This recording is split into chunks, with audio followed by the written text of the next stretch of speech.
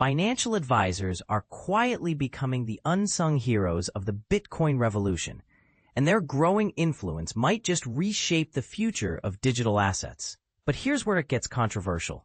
While corporate treasuries dominate headlines with their flashy Bitcoin purchases, it's the steady, under-the-radar accumulation by financial advisors that could have a more lasting impact on the market. And this is the part most people miss. Advisors now hold a staggering 167,274 Bitcoin equivalent, making them the largest cohort of professional allocators to U.S. Bitcoin ETFs, accounting for 54% of all Bitcoin 13F filer positions. This isn't just a blip, it's a trend that's gaining momentum. In Q2 2025, professional holdings rebounded by 57% to $33.4 billion, outpacing both the 30% growth in Bitcoin's price and the broader ETF market's 45% expansion.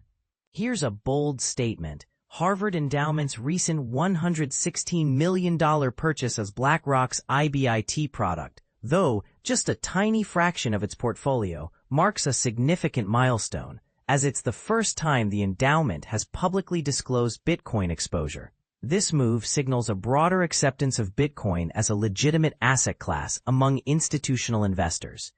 Institutional changes were a mixed bag, with JPMorgan plus $203 million, BlackRock plus $475 million, and Wells Fargo plus $148 million increasing their positions, while Morgan Stanley negative $312 million, and Goldman Sachs negative $377 million trimmed theirs. Meanwhile, hedge funds continued to reduce their Bitcoin exposure, despite a 27.9% increase in dollar terms due to price action. Their Bitcoin holdings actually dipped by 1.4%, suggesting a shift in strategy or risk appetite. But here's the real question. Is the corporate treasury frenzy a temporary fad, or is it here to stay?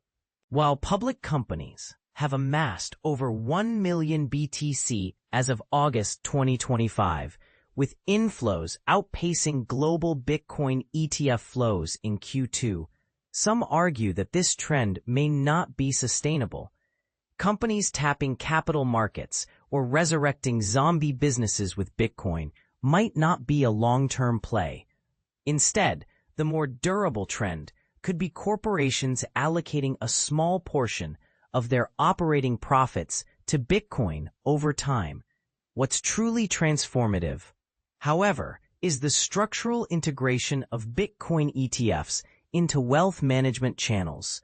Financial advisors carving out a permanent slice of their client portfolios for Bitcoin represents a giant leap in its maturation as a store of value. This passive, sticky demand for a supply-limited asset mirrors gold's role in traditional portfolios, creating a second-order benefit for investors.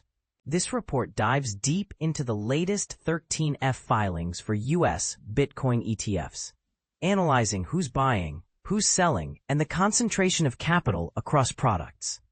Retail participation remains high, with about 75% of ETF AUM held by non-13F filers, but institutional players are making meaningful progress. Advisors, brokerages, and endowments are steadily increasing their exposure, while hedge funds trim theirs. For instance, Brevan Howard's reclassification from a hedge fund to an investment advisor, coupled with its increased holdings from 12.3K BTC to 21.4K BTC equivalent, highlights this shift. 3 products dominate institutional exposure: BlackRock's IBIT, $21.6 billion, Fidelity's FBTC, $4.5 billion, and Grayscale's GBTC, $2.9 billion, together accounting for over 87% of 13F filer ETF holdings. Here's a thought-provoking question. As bulge bracket banks like JPMorgan and Wells Fargo enter the fray, even if passively or client-driven, are they cementing Bitcoin's place in mainstream finance? And what does it mean when pensions and endowments start taking Bitcoin seriously? Spot ETFs may have launched over a year and a half ago, but their full impact is still unfolding. The quiet, persistent demand from advisors, banks, and endowments is building a sturdy foundation that could influence Bitcoin's market dynamics for years to come.